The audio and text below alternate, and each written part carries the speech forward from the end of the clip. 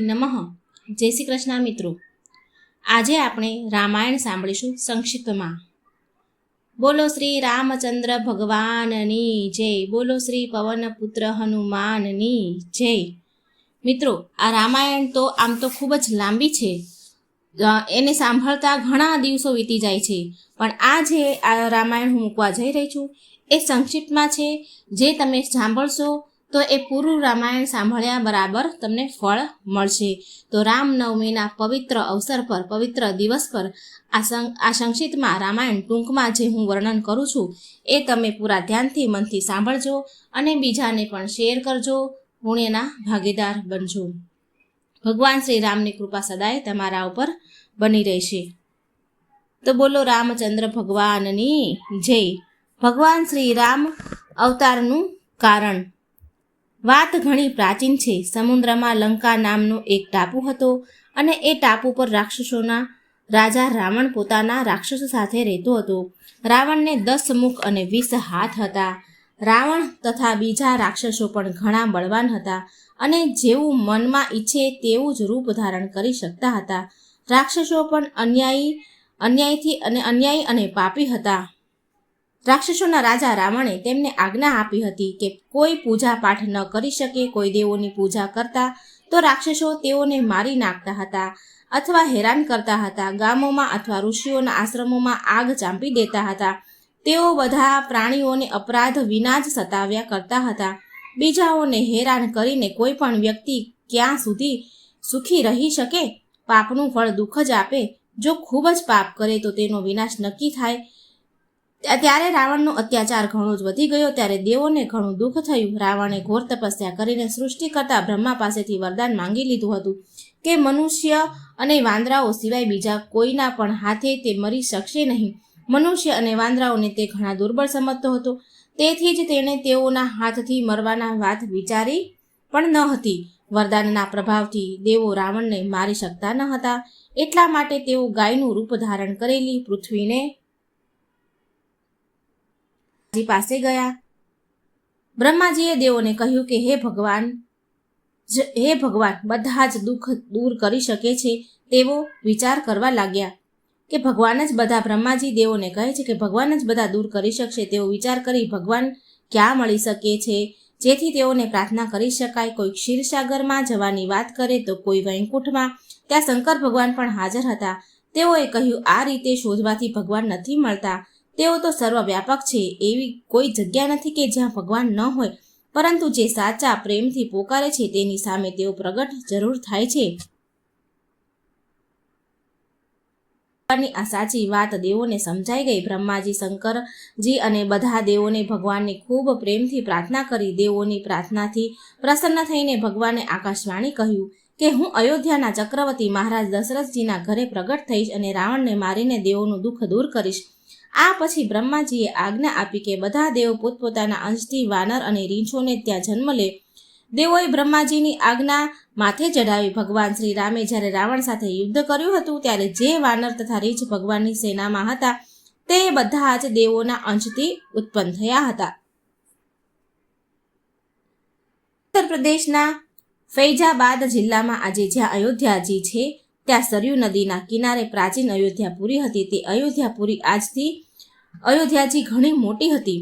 આજની અયોધ્યાજીથી ઘણી મોટી હતી કારણ કે સૂર્યવંશી ક્ષત્રિય રાજાઓની તે પ્રાચીન રાજધાની હતી.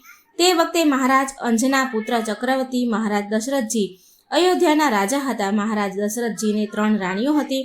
સૌથી મોટી મહારાણી કૌશલ્યાજી, બીજી મહારાણી સુમિત્રાજી અને સૌથી નાની મહારાણી કૈકેયીજી હતા. મહારાજ દશરથજી લગભગ વૃદ્ધ થઈ ગયા હતા, પરંતુ તેમને કોઈ પુત્ર હતો નહીં. એક દિવસ મહારાજે પોતાના કુલગુરુ મહર્ષિ વશિષ્ઠજીના આશ્રમમાં જઈને ગુરુદેવ પાસે સંતાન પ્રાપ્તિ માટે પ્રાર્થના કરી. યજ્ઞ અને ભગવાનની પૂજામાં એટલી શક્તિ છે કે તેને કોઈ વિચારી જ નથી શકતા. યજ્ઞની વિધિ અને મંત્રો બરાબર જાણીને કરાવનાર ઘણી મુશ્કેલીઓથી મળે છે. બધી મંત્રો વિધિ બરાબર કરાવનાર ઘણી મુશ્કેલીઓથી મળે છે. જ્યાં સુધી કોઈ પણ કાર્ય સાચી વિધિપૂર્વક ન થાય ત્યાં સુધી તેનું ફળ કેવી રીતે મળી શકે? મહર્ષિ વશિષ્ઠજીએ શૃંગી ઋષિને બોલાવ્યા. શૃંગી ઋષિએ આવીને મહારાજ દશરથજીના પાસે પુત્ર પ્રાપ્તિ માટે યજ્ઞ કરાવ્યો. જ્યારે વિધિપૂર્વક યજ્ઞ પૂરા થયો પૂર્ણાહુતિ વખતે યજ્ઞકુંડમાં ચમકતા અગ્નિદેવ મનુષ્ય રૂપ ધારણ કરીને પ્રગટ થયા. અગ્નિદેવે મહારાજને એક વાડકામાં ખીર આપીને કહ્યું, મહારાજ, આ ખીર રાણીઓને વહેંચી આપો, એનાથી રાણીઓને પુત્ર પ્રાપ્તિ થશે.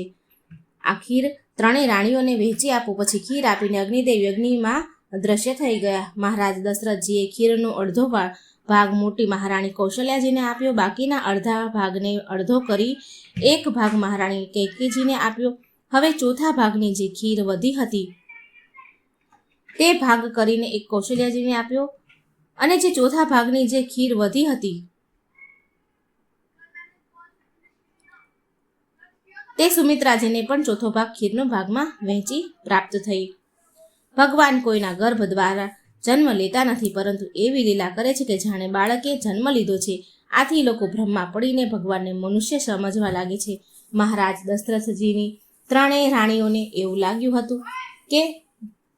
લાગવા માંડ્યું કે જાણે એ ગર્ભવતી થઈ ગઈ છે. ચૈત્ર સુદ નવમીની રોજ આજે પણ રામનવમી ઉજવવામાં આવે છે, કારણ કે આ જ દિવસે બરોબર બપોરના સમયે ભગવાન શ્રી રામ પ્રગટ થયા હતા. માતા કૌશલ્યાજી સામે શંખ, ચક્ર, ગદા અને પદ્મધારી ચતુર્ભુજ રૂપે ભગવાન પ્રગટ થયા.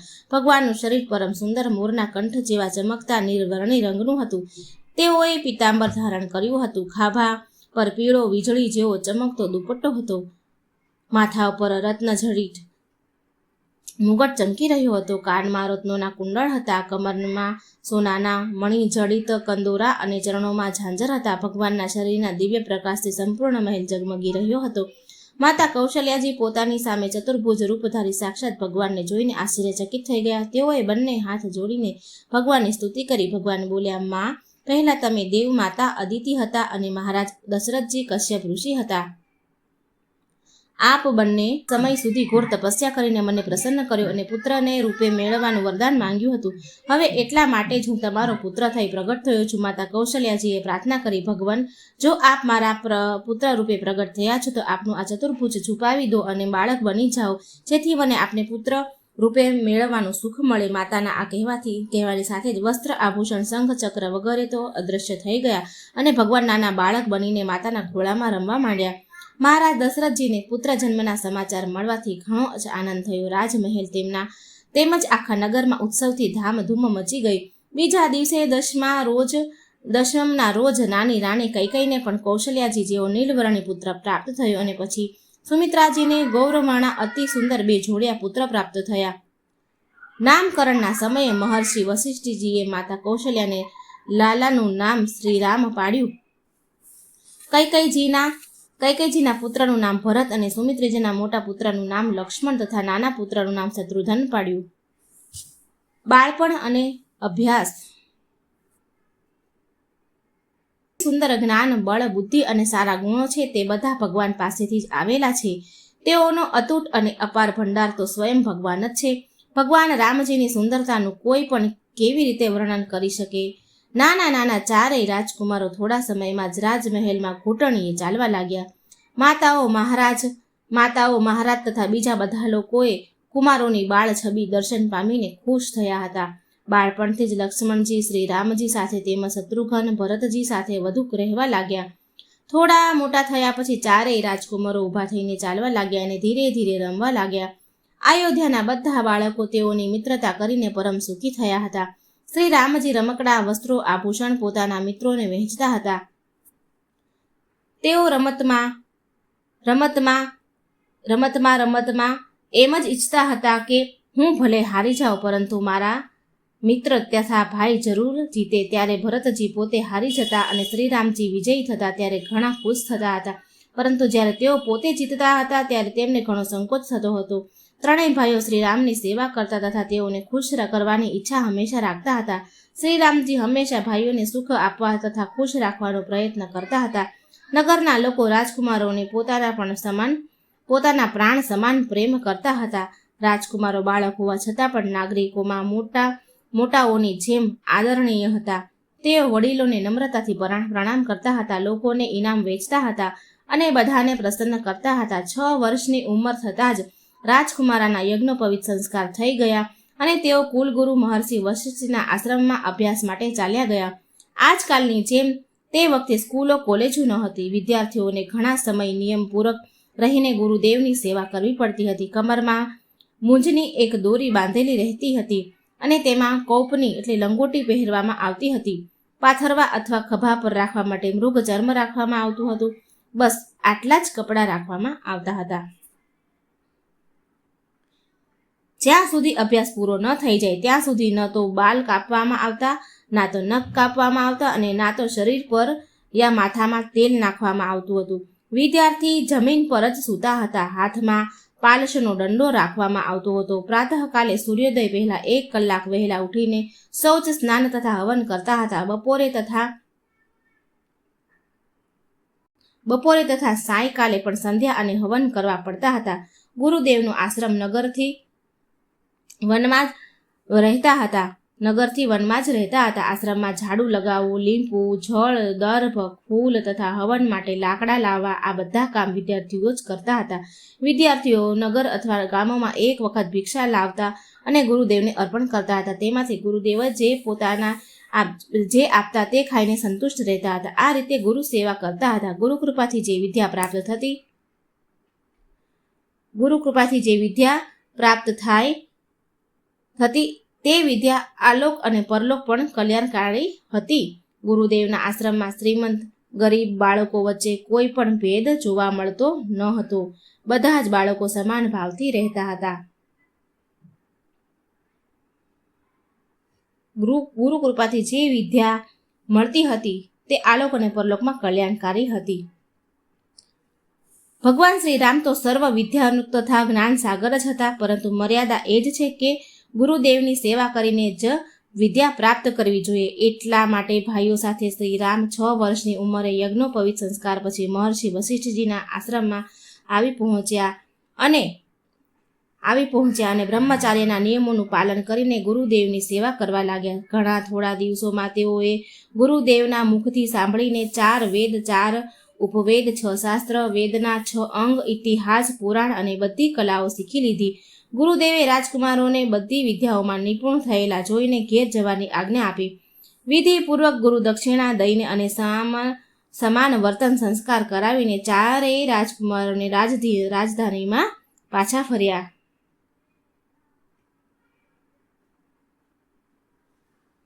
મહર્ષિ વિશ્વામિત્રના યજ્ઞની રક્ષા. મહર્ષિ વિશ્વામિત્રે વનમાં આશ્રમ બનાવીને રહેતા હતા. ત્યાં બીજા અનેક ઋષિમુનિઓ રહેતા હતા. જ્યારે મહર્ષિ વિશ્વામિત્રજીના આશ્રમમાં ઋષિઓ યજ્ઞ કરતા હતા ત્યારે મારીચ તથા સુબાહુ નામના રાક્ષસો પોતાની રાક્ષસી સેના સાથે યજ્ઞના ધુમાડો દેખતા જ દોડી આવતા હતા અને યજ્ઞમાં હાડકાં, બાલ, મળ, મૂત્ર, લોહી વગેરે અપવિત્ર વસ્તુઓની વર્ષા કરીને આશ્રમ તથા યજ્ઞ સ્થાનને અપવિત્ર કરી દેતા હતા. મારીચ તથા સુબાહુ સગા ભાઈ હતા. તેઓ તાડકા રાક્ષસીના પુત્ર હતા. તેમની માતા પણ મુનિઓને ઘણું દુઃખ દેતી હતી. મારીચ તથા સાબુહ રાવણના મુખ્ય સેવક હતા અને તેની આજ્ઞાથી રાક્ષસી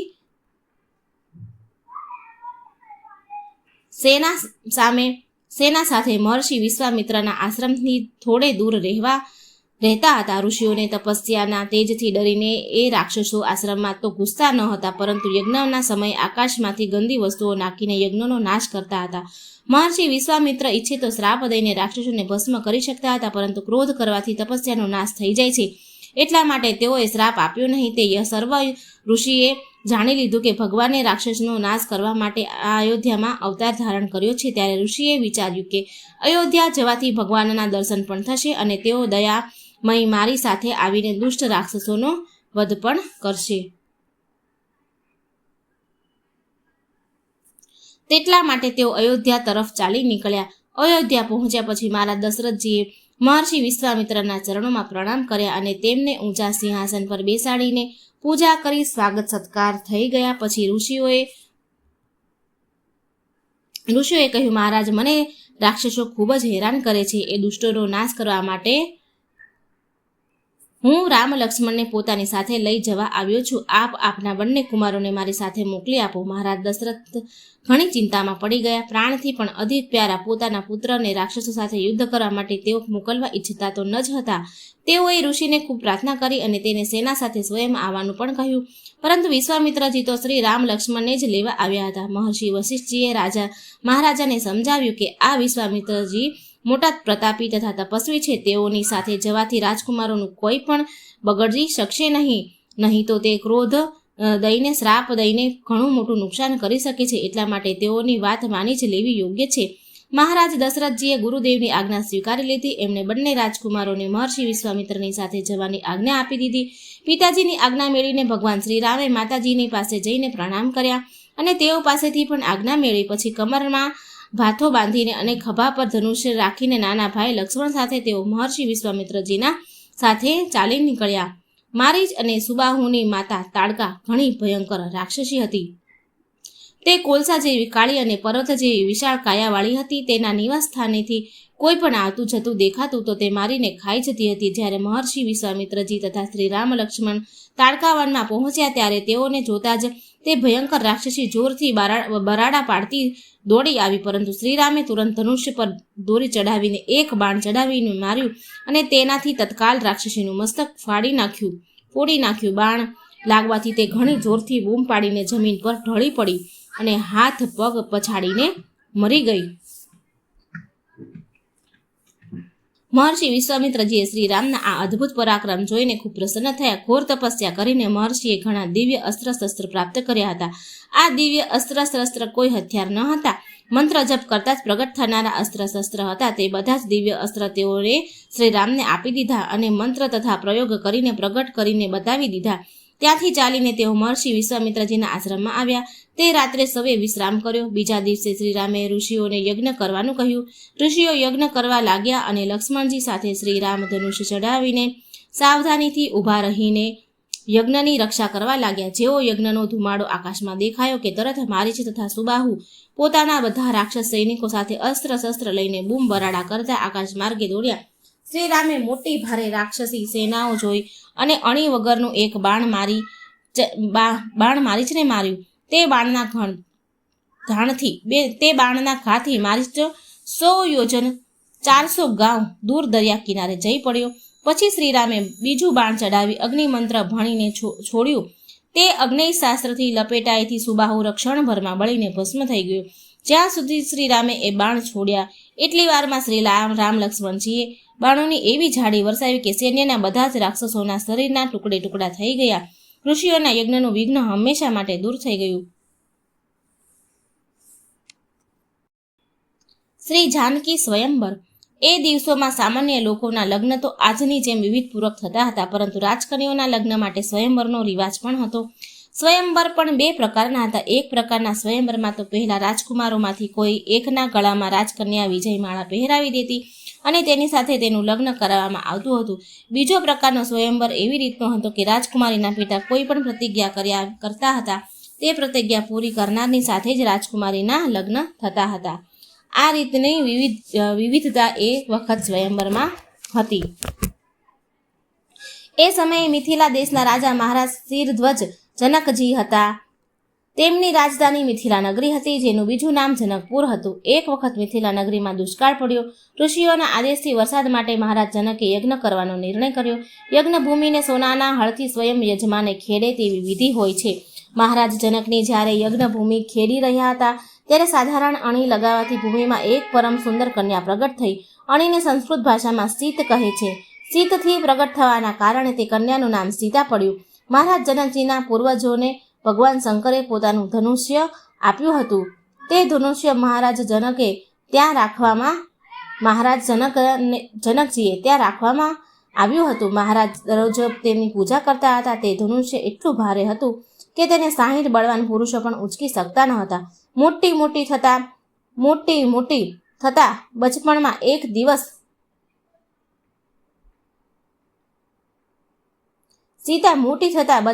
એક દિવસ બાળપણમાં સીતાજીએ સખીઓ સાથે તે ધનુષ પાસે રમી રહી હતી. રમતા રમતા તેઓએ તે ધનુષ એક હાથે ઉંચકી લીધું હતું. માં સીતાએ જ્યારે આ સમાચાર મહારાજ જનકજીએ જાણ્યા ત્યારે એ ખૂબ ખુશ થયા કે કોઈ આ ધનુષને તોડી શકે, તેની સાથે હું પોતાની પુત્રીનું લગ્ન કરીશ. મહારાજ જનકજીની પ્રતિજ્ઞાથી સૂચના દેશ વિદેશમાં જાહેર કરવામાં આવી. આવી પ્રતિજ્ઞા સ્વયંવરમાં કોઈને નિમંત્રણ આપીને બોલાવવામાં આવતી નથી.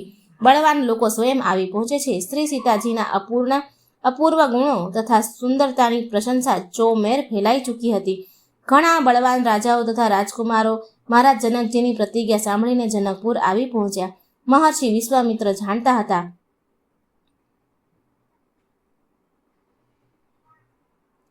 કે સીતાજી સાક્ષાત જગત જનની છે. તેઓ શ્રીરામની નિત્ય શક્તિ છે. શ્રીરામ તથા લક્ષ્મણે મારીચ તથા સુબાહુ વગેરે રાક્ષસનો સંહાર કરીને યજ્ઞનું વિઘ્ન દૂર કરી દીધું.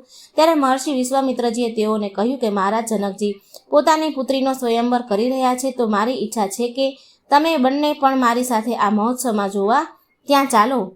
મહર્ષિની આજ્ઞા સ્વીકારીને બંને ભાઈ તેની સાથે મિથિલા જવા નીકળ્યા. બીજા કેટલાક ઋષિ મુનિઓ પણ સાથે ચાલી નીકળ્યા. ગંગાજીમાં સ્નાન કરીને જ્યારે તેઓ ગૌતમ ઋષિના આશ્રમમાં પહોંચ્યા ત્યારે ત્યાં જોયું કે આશ્રમમાં કોઈ પશુ પક્ષી પણ નથી, ફક્ત એક સ્ત્રીની પથ્થર મૂર્તિ પડેલી છે. મહર્ષિ વિશ્વામિત્રજીએ કહ્યું કે આ ગૌતમ ઋષિની પત્ની અહલ્યા છે, જે ઋષિના શ્રાપથી પથ્થર બની ગઈ છે. મહર્ષિના કહેવાથી શ્રીરામે પોતાના ચરણથી તે મૂર્તિને સ્પર્શ કર્યો. શ્રીરામના ચરણજનો સ્પર્શ થતાં તે મૂર્તિ દિવ્ય જ્યોતિમય સ્ત્રી થઈ ગઈ. તે ઋષિ પત્ની અહલ્યાએ ભગવાન શ્રીરામની સ્તુતિ કરી. પછી તે પોતાના પતિદેવ પાસે તપલોકમાં ચાલી ગયા. મિથિલા પહોંચીને મહર્ષિ વિશ્વામિત્રએ એક આંબાના બગીચામાં બધાની સાથે ઉતારો કર્યો. મહર્ષિના આવવાના સમાચાર સાંભળીને મહારાજ જનકજી મંત્રીઓ તથા કુલ પુરોહિતની સાથે સ્વાગત કરવા આવ્યા અને ઘણા આગ્રહપૂર્વક મહર્ષિ તથા શ્રી રામ લક્ષ્મણજીની સાથે ઋષિ સમુદાયને નગરમાં લઈ જઈને એક ઉત્તમ ભવનમાં ઉતર્યા. જ્યારે શ્રી રામ લક્ષ્મણ નગર જોવા નીકળ્યા ત્યારે તેઓ અલૌકિક સૌંદર્ય તથા અદ્ભુત પરાક્રમની ચર્ચા સાંભળીને નગરવાસીઓ તેઓના દર્શન કરવા દોડી આવ્યા. તેઓના દર્શન કરીને બધા નગરવાસીઓ ભગવાનને મનોમન પ્રાર્થના કરવા લાગ્યા કે શ્રી રામની સાથે જે જનકનંદની સીતાજીના લગ્ન થાય.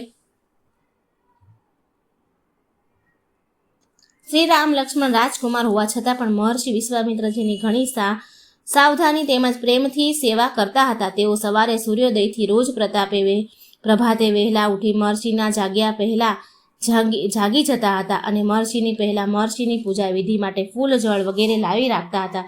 દિવસ દરમિયાન જે કાંઈ સેવાનું કાર્ય જરૂરી હોય તે બધું જ કરી છૂટતા હતા. અડધી રાત્રિ સુધી ઋષિઓની પરસ્પર કથા, સત્સંગ તથા ભગવાનના ગુણગાન કરતા હતા. ત્યાર પછી જ્યારે મહર્ષિ સૂઈ જતા ત્યારે બંને ભાઈ ચરણ ચાપતા અને જ્યારે વારંવાર સ્નેહપૂર્વક મહર્ષિ તેઓને સૂવા માટે હઠ કરતા ત્યારે જ તે સૂઈ જતા. આ રીતે કુલ 3-3.5 કલાક સૂઈને બંને ભાઈ ગુરુ સેવામાં જ વ્યસ્ત રહેતા હતા.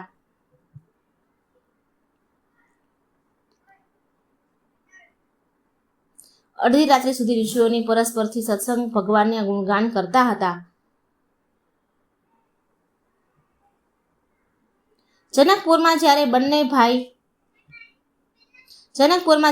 ભાઈઓ મહર્ષિની પૂજા માટે ફૂલ લેવા માટે મહારાજના જનકજીના બગીચામાં ગયા હતા ત્યારે તે જ સમયે શ્રી સીતાજી પણ પોતાના માતાજીની આજ્ઞાથી સખીઓ સાથે ભગવતી પાર્વતીજીનું પૂજન કરવા ત્યાં આવી હતી. બગીચામાં જ શ્રી રામ તથા સીતાજીને એકબીજા સાથે જોયા હતા. સ્વયંવરના દિવસે આવેલા રાજાઓ સારા ઉત્તમ આસનો પર બેઠા હતા. તે સમા ભવન સારી રીતે સજાવવામાં આવ્યું હતું. વચ્ચે ભગવાન શંકરજીનું ભારે ધનુષ રાખવામાં આવ્યું હતું. નગરવાસીઓ પણ ત્યાં જોવા માટે ભેગા થયા હતા. સ્ત્રી પુરુષો બધાને માટે અલગ અલગ બેસવાની ઉત્તમ વ્યવસ્થા કરવામાં આવી હતી. મહર્ષિ વિશ્વામિત્રજી પણ મુનિઓ તથા રામ લક્ષ્મણ સાથે એક ઊંચા સિંહાસન પર આવીને બેસી ગયા. બધાના બેસી ગયા પછી સભામાં મહારાજ જનકજીની પ્રતિજ્ઞા સાંભળવામાં આવી.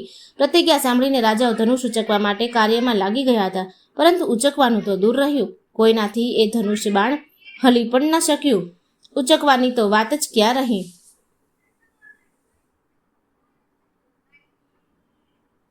જ્યારે બધા રાજાઓ હારીને બેસી ગયા ત્યારે મહારાજ જનકજીને ઘણું દુઃખ થયું. તેઓને રાજાઓને ફટકારતા કહ્યું, હું જાણી ગયો કે હવે પૃથ્વી પર કોઈ વીર નથી. હું મારી પ્રતિજ્ઞા તોડી શકતો નથી. મારી પુત્રીનું લગ્ન થવાનું લખ્યું નહીં હોય, તેથી હું શું કરી શકું. હવે પછી કોઈ પોતાને વીર કહેવાનું સાહસ ન કરે. મહારાજ જનકજીની આવી વાત સાંભળીને લક્ષ્મણજીથી સહન થઈ શકે નહીં. તેઓને લાગ્યું કે આ તો શ્રી રામજીનું અપમાન છે. શ્રી રામજીનું અપમાન સહન કરી શકતા નથી. તેઓ ઊભા થઈને બોલી ઉઠ્યા, મહારાજ જનકજીએ શ્રી રામજીને હાજરીમાં ઘણી અયોગ્યતા વાત કરી છે. જો આપ મારા મોટા ભાઈને આજ્ઞા આપો તો આ ધનુષ તો હું સુમેરુ પર્વતને પણ ઉખાડીને મૂળાની જેમ તોડીને ફેંકી દઈ શકું છું. શ્રી લક્ષ્મણજીની વાતોથી મહારાજ જનકજી પ્રસન્ન થયા. શ્રી રામ લક્ષ્મણજીને બેસી જવાનો ઇશારો કર્યો અને તેઓ ચૂપચાપ બેસી ગયા. ત્યારબાદ મહર્ષિ વિશ્વામિત્રજીએ શ્રી રામને ધનુષ તોડવા માટે આદેશ આપ્યો. શ્રી રામે ઋષિઓને ઘણા પ્રણામ કર્યા અને તેઓએ ધનુષ્યને એક જ હાથે ઉચકીને તેના પર દોરી ચડાવી જોતામાં ખેંચીને તોડી નાખ્યું. મોટા અવાજથી સાથે ધનુષ્ય તૂટી ગયું. ધનુષ તૂટી ગયા પછી કુલગુરુની આજ્ઞાથી સીતાજી સખીઓ સાથે શ્રી રામજી પાસે આવ્યા અને તેમણે જ શ્રી રામજીના ગળામાં જ જયમાળા પહેરાવી દીધી. વાગવા લાગ્યા અને બધા જ જય જયકાર કરવા લાગ્યા. શ્રી રામ વિવાહ. શ્રી શંકરજીના ધનુષ્ય તૂટવાથી વાત સાંભળીને પરમ તેજસ્વી પરશુરામજી ક્રોધાતુર બનીને જનકપુર આવ્યા. પરશુરામજી તો મોટા પરાક્રમી અને ઘણા ક્રોધી સ્વભાવના હતા. તેઓએ પૃથ્વીના ક્ષત્રિયોને 21 વખત શોધીને માર્યા હતા. તેઓને આવતા જોઈને બધા જ રાજાઓ ભયભીત બનીને ધ્રુજવા લાગ્યા. બધાને તેમને પ્રણામ કર્યા. પરશુરામજીએ ધનુષ્યના ટુકડા જોઈને મહારાજ જનકજીને ધમકાવીને પૂછ્યું, ધનુષ્ય કોણે તોડ્યું? પરશુરામજીના ડરના માર્યા મહારાજ જનકજી પણ બોલી ન શક્યા. ત્યારે ભગવાન શ્રીરામે નમ્રતાપૂર્વક તેઓને કહ્યું કે હે મુનિવર, ધનુષ્ય તો આપના એક સેવકના હાથે તૂટ્યું છે. આપની શું આજ્ઞા છે? પરશુરામજી પોતાના આરાધ્ય દેવ ભગવાન શંકરજીનું ધનુષ તૂટી જવાથી ઘણા ક્ષોભમાં હતા. તેઓ ક્રોધમાં આવીને ધમકાવા લાગ્યા. ક્રોધમાં માણસને વિચાર નથી આવતો કે શું બોલવું કે શું ન બોલવું જોઈએ, પરંતુ લક્ષ્મણજીની વાત સહન કરી શક્યા નહીં કે તેઓની હાજરીમાં કોઈ પણ શ્રી રામજીની સામે કડક વાતો કરી શકે. તેઓ પરશુરામજીને કટાક્ષ કરતા સમજાવવા લાગ્યા કે તેઓને ક્રોધ કરવો જોઈએ નહીં, પરંતુ પરશુરામજીનો ક્રોધ વધવા જ માંડ્યો. તેઓ વારંવાર શ્રીરામ સાથે યુદ્ધ કરવાનું કહેતા હતા, પરંતુ શ્રીરામ નમ્રતાપૂર્વક જ તેઓને ઉત્તર આપતા હતા. છેવટે પરશુરામજી પોતાની ભૂલ સમજાઈ ગઈ. તેઓ સમજી ગયા કે શ્રીરામ તો સાક્ષાત ભગવાનનો જ અવતાર છે. પરશુરામજીને ભગવાન વિષ્ણુએ પોતાનું ધનુષ્ય આપ્યું હતું. તે ધનુષ્ય તેઓએ શ્રીરામને આપી દીધું અને બંને ભાઈઓ પાસે ક્ષમા માંગીને તેઓ તપસ્યા કરવા મહેન્દ્ર પર્વત પર ચાલ્યા ગયા. પરશુરામજીના ગયા પછી મહર્ષિ વિશ્વામિત્રજીની આજ્ઞાથી મહારાજ જનકજીએ મહારાજા દશરથજીને બોલાવવા અયોધ્યા દૂત મોકલ્યા. સમાચાર જાણીને મહારાજ દશરથજી કુલગુરુ મહર્ષિ વશિષ્ઠ તથા ભરત શત્રુઘ્નની સાથે મોટી જાન જોડીને જનકપુર આવ્યા. મોટા ધૂમધામથી વિવિધપૂર્વક સીતાજીના શ્રી રામ સાથે લગ્ન થયા. મહારાજ જનકજીએ પોતાની નાની પુત્રી ઉર્મિલાનું લક્ષ્મણજી સાથે તથા પોતાના ભાઈની કન્યા માંડવીનું ભરતજી સાથે અને શ્રુતિ કીર્તિનું શત્રુઘ્ન સાથે લગ્ન કરી દીધું. ચારેય રાજકુમારોના લગ્ન થયા. ચારેય રાજકુમારોના લગ્ન કરીને મહારાજ દશરથજી તેઓના પુત્રવધુઓ સાથે અયોધ્યા પાછા ફર્યા. મહર્ષિ વિશ્વામિત્રજી પણ સાથે જ અયોધ્યા પધાર્યા અને થોડા દિવસ રહીને દશરથજીનો આદર સત્કાર સ્વીકાર કર્યો. ત્યાં પછી જ પોતાના આશ્રમ પાછા ફર્યા. વનવાસ. એક દિવસ મહારાજ દશરથજીએ શ્રી રામને યુવરાજ પદ આપવાનો વિચાર કર્યો. તેઓએ ગુરુદેવ મહર્ષિ વશિષ્ઠજીને પોતાના મનની વાત કરી. મહર્ષિ વશિષ્ઠજીએ કહ્યું, કાલે જ ઉત્તમ મુહૂર્ત છે. આ શુભ કાર્ય કાલે જ થઈ જાય તો ઘણું સારું છે. મહારાજના પૂછવાથી મંત્રીઓ તથા પ્રજાના આગેવાનોએ પણ શ્રીરામને તુરંત યુવરાજ બનવાની સલાહ આપી. બધા જ લોકો તો શ્રીરામજીને અત્યંત પ્રેમ કરતા હતા. બધા જ શ્રીરામને રાજગાદી પર બિરાજે એમ ઈચ્છતા હતા. નગરના ઉત્સવની તૈયારી થવા લાગી. ગુરુદેવે પણ શ્રીરામને તે દિવસ વ્રત તથા જરૂરી સંયમ પાળવા કહી દીધું. દેવોને ચિંતા થઈ કે જો શ્રીરામ યુવરાજ બની જાય તો રાવણને મારવાના કામમાં વિલંબ થઈ શકે. તેઓએ સરસ્વતી દેવીને પ્રાર્થના કરી. દેવોની પ્રાર્થનાથી શ્રી સરસ્વતી દેવીએ માતા કૈકેયીની મંથરા નામની કુંબળી દાસીને બુદ્ધિ બદલી નાખી. બુદ્ધિ બદલાઈ જવાથી તે દાસી શ્રીરામના યુવરાજ બનવાની વાત ઘણી ખરાબ લાગી. તે રાજમહેલમાં મહારાણી કૈકેયીની પાસે પહોંચી ગઈ અને રોતા તેણે શ્રીરામને યુવરાજ પદ આપવાની તૈયારીના સમાચાર સંભળાવ્યા. માતા કૈકેયી શ્રીરામને ખૂબ જ સ્નેહ કરતી હતી. તે આ સમાચાર સાંભળીને ઘણી જ પ્રસન્ન થઈ અને દાસી મંથરાને ઇનામ આપવા લાગી. પરંતુ તે દાસી તો રોતી જ રહી. તેણે ઇનામ લીધું નહીં. તે વખતે શ્રી ભરતજી નાના ભાઈ શત્રુઘ્ન સાથે પોતાના મોસાળ મળવા ગયા હતા. મંથરાએ કહ્યું, મહારાણી કૌશલ્યાજી ભરતને મોસાળ મોકલ્યા છે અને પોતાના પુત્રને ચૂપચાપ રાજ્ય અપાવી રહ્યા છે. ભરતને પાછા આવ્યા પછી તે જેલમાં પુરાવી દેશે અને આપને તેઓની દાસી બનાવીને રહેવું પડશે, દેવની દાસી બનીને રહેવું પડશે. પ્રથમ તો મહારાણી કૈકેયીએ મંથરાને ધમકાવી નાખી હતી, પરંતુ પછી સરસ્વતીએ તેઓની બુદ્ધિ ફેરવી નાખી. માં કૈકેયીની બુદ્ધિ ફેરવી તેઓએ દાસી મંથરાને જૂઠી વાતો પર વિશ્વાસ ન કર્યો. મંથરાએ જ તેઓને શીખવાડી દીધું કે તેઓ કોપ ભવનમાં ચાલી જાય અને મહારાજ દશરથજી જ્યારે તેઓની પાસે આવે ત્યારે તેઓની પાસે પ્રતિજ્ઞા કરાવીને શ્રી રામને 14 વર્ષ માટે વનવાસ મોકલવા અને ભરતને યુવરાજ બનાવવાનું વરદાન આપી લઈ લે. રાજાઓ ત્યાં એક એવો જુદો મહેલ રાખવામાં આવતો હતો. રાજાઓના સમયમાં રાજપરિવારમાં કોઈને ક્રોધ આવે તો તે પોતાના ક્રોધ પ્રગટ કરવા માટે તે મહેલમાં ચાલ્યા જતા. કૈકેયીજીએ બધા ઘરેણાં ઉતારી નાખ્યા, મેલા વસ્ત્ર ધારણ કરી લીધા અને તે કોપ ભવનમાં જઈને ભૂમિ પર પડી રહી. જ્યારે રાત્રે દશરથજી કૈકેયીના મહેલમાં ગયા ત્યારે તેમને કોપ ભવનમાં જોઈને ઘણા દુઃખી થયા. મહારાજ દશરથજી કૈકેયીને ખૂબ પ્રેમ કરતા હતા. તેઓએ રાણી કૈકેયીને મનાવવા ઘણા પ્રયત્ન કર્યા. કૈકેયીએ કહ્યું, આપે મને 2 વરદાન આપીને કહ્યું હતું કે તે આજે આપો મને. વાત જાણે એમ છે કે એકવાર મહારાજ દશરથજી દેવોને મદદ કરવા સ્વર્ગમાં ગયા અને રાક્ષસો સાથે યુદ્ધ કરી રહ્યા હતા. તે વખતે મહારાજના રથની ધરી તૂટી ગઈ હતી. તે સમયે કૈકેયી પણ સાથે હતી. તેઓએ ધરીની જગ્યાએ પોતાનો હાથ લગાવી દીધો. યુદ્ધ પૂરું થયા પછી મહારાજને તે વાતની ખબર પડી ત્યારે તેઓએ કૈકેયીને 2 વરદાન આપવા કહ્યું, 2 વરદાન માંગવાનું કહ્યું. તે વખતે કૈકેયીજીએ કહ્યું, પછી ક્યારેક માંગી લઈશ, જરૂર પડશે ત્યારે હું માંગી લઈશ. આજે તે પહેલા વરદાન પોતાના જ વરદાન માંગી રહી હતી. જ્યારે મહારાજ દશરથજીએ વરદાન આપવાની પ્રતિજ્ઞા કરી ત્યારે કૈકેયીજીએ કહ્યું, ભરતને રાજ્ય આપો અને રામને 14 વર્ષનો વનવાસ આપો. 14 વર્ષ વનમાં મોકલો. મહારાજ દશરથજી તો શ્રીરામના વનવાસની વાત સાંભળીને સ્તબ્ધ થઈ ગયા અને પછી તો એ મૂર્છિત થઈ ગયા. મહારાજ દશરથજી દરરોજ સવારે વહેલા પરોઢિયે ઉઠી જતા હતા. તે દિવસે જ્યારે તેઓને રાજમહેલમાંથી બહાર નીકળવામાં વાર લાગી ત્યારે લોકોને ઘણી ચિંતા થવા લાગી. મહામંત્રી સુમંતજી રાજભવનમાં ગયા. શ્રી કૈકેયીજીના કહેવાથી તેઓ શ્રીરામને ત્યાં બોલાવી લાવ્યા. મહારાજ દશરથજી તો કંઈ પણ કહ્યું નહીં, પરંતુ માતા કૈકેયી પાસેથી બધી વાતો સાંભળીને શ્રીરામે પિતાના વચન પાલન માટે સ્વયં ઘણા હર્ષ સાથે વનમાં જવાનું સ્વીકાર કરી લીધું.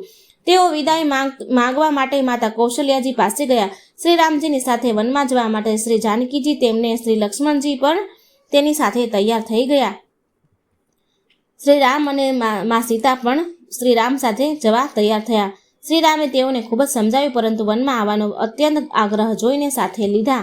આ વાત નગરમાં જાહેર થઈ ગઈ હતી. નગરવાસીઓએ આ દુઃખદ સમાચાર સાંભળ્યા તો ઘણા વ્યાકુળ થઈ ગયા. ઘણા લોકોએ રાણી કૈકેયીને સમજાવી પણ તેની પોતાની હઠ છોડી નહીં. માતાજીની રજા લઈને શ્રી રામ સીતાજી અને શ્રી લક્ષ્મણજી સાથે કૈકેયીના પાસે આવ્યા. ત્યાં તેઓએ ઘરેણા તેમજ રાજશ્રી વસ્ત્રો ઉતારી દીધા અને મુનિઓના વસ્ત્ર વક્કલ પહેરી લીધા. ત્યાંથી તેઓ બહાર નીકળ્યા. મહારાજ દશરથજીને સુમંતજીને મોકલ્યા કે તેઓ શ્રીરામને રથમાં બેસાડીને લઈ જાય. સુમંતજીના કહેવાથી શ્રી રામ, લક્ષ્મણજી તથા શ્રી સીતાજી રથમાં બેઠા.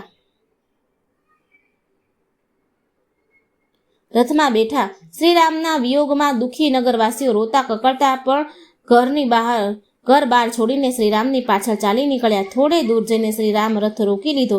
તે દિવસે ત્યાં બધા જ લોકો રોકાઈ ગયા. જ્યારે રાત્રે બધા સૂઈ ગયા ત્યારે શ્રીરામે મંત્રી સુમંતજીને ચૂપચાપ રથ હાંકવાનું કહ્યું. બધા સૂતા હતા ત્યારે ચૂપચાપ રથ હાંકવાનું કહી દીધું, કારણ કે નગરવાસીઓ સાથે વનમાં દુઃખ ભોગવે તે શ્રીરામ ભગવાન ઈચ્છતા ન હતા. એટલે સવારમાં વહેલી સવારે પ્રાતઃકાળે જ્યારે બધા સૂતા હતા, કોઈ જાગ્યું ન હતું. તે જાગે એની પહેલાં શ્રીરામજી નીકળી ગયા. બધા જાગ્યા ત્યારે ઘણી બધી શોધ કરી, પરંતુ તેઓને રથનો પત્તો લાગ્યો નહીં. તેઓ નિરાશ થઈને અયોધ્યા પાછા ફર્યા. રાત્રે જ રથમાં બેસીને શ્રીરામ, સીતાજી અને લક્ષ્મણજીને સાથે ગંગાજીના કિનારે શૃંગવેરપુર પહોંચી ગયા. અહીં નિષાદ રાજગૃહ શ્રીરામનું સ્વાગત કર્યું અને તેઓને નગરમાં પધારવા પ્રાર્થના કરી, પરંતુ પિતાના વચનોની મર્યાદા રાખવા માટે શ્રીરામ નગરમાં ન ગયા. તેઓ રાત્રે એક વૃક્ષ નીચે રહ્યા. સવારે મંત્રી સુમંતજીને રથ સાથે અયોધ્યા પાછા ફરવાનું કહ્યું અને નૌકા દ્વારા સીતાજી તથા શ્રી રામ, લક્ષ્મણજી સાથે ગંગા પાર કરીને તેઓ પગપાળા જ વનમાં નીકળ્યા. પ્રયાગ પહોંચ્યા પછી મહર્ષિ ભારદ્વાજજીએ શ્રી રામજીનો સત્કાર કર્યો. ત્યાંથી શ્રી યમુનાજીને પાર કરીને તેઓ મહર્ષિ વાલ્મીકીના આશ્રમમાં પહોંચ્યા. મહર્ષિએ શ્રીરામને ચિત્રકૂટમાં નિવાસ કરવાની સલાહ આપી. વાલ્મીકી આશ્રમથી ચાલીને શ્રીરામ ચિત્રકૂટ આવ્યા. ત્યાં પયરીવની નદીના કિનારે કામદગીરી પાસે તેઓના માટે વનવાસી કોલ ભીલ લોકોએ બે પૂર્ણ કુટીરો બનાવી દીધી. મહર્ષિ અત્રિનો આશ્રમ પણ થોડો જ દૂર હતો. બીજા ઋષિમુનિઓ પણ ત્યાં રહેતા હતા. શ્રી રામ ચિત્રકૂટમાં રહેવા લાગ્યા. ઋષિમુનિ તથા વનવાસી લોકો તેઓ સાથે અત્યંત પ્રેમ કરતા હતા અને બધા તેઓની સુવિધાનું પૂરું ધ્યાન રાખતા હતા. શ્રી રામ મુનિઓનું બધી રીતે સન્માન કરતા હતા. વનવાસીઓ ઉપર તેઓનું પુત્ર જેવો સ્નેહ હતો. શ્રી રામ ભરત મિલન. મહામંત્રી સુમંતજી કોઈ રીતે અયોધ્યા પાછા ફર્યા. જ્યારે મહારાજ દશરથજી આ સમાચાર મળ્યા કે શ્રીરામ લક્ષ્મણ સાથે સીતાજી ત્રણેયમાંથી કોઈ પણ પાછા આવ્યા નથી, ત્યારે એટલું બધું દુઃખ થયું કે તેઓના પ્રાણ પંખેરું શરીરમાંથી ઉડી ગયા. મહર્ષિ વશિષ્ઠજીએ મહારાજ દશરથજીના શરીરને તેલમાં ડુબાડીને રાખી દીધું અને ભરતજીને બોલાવવામાં તેમના મોસાળ કઈ દેશ દૂત મોકલી દીધા. ગુરુદેવ બોલાવ્યા છે એવો સંદેશ દૂતો પાસેથી સાંભળીને ભરતજી શત્રુઘ્નજી સહિત તુરંત મોસાળમાંથી ચાલી નીકળ્યા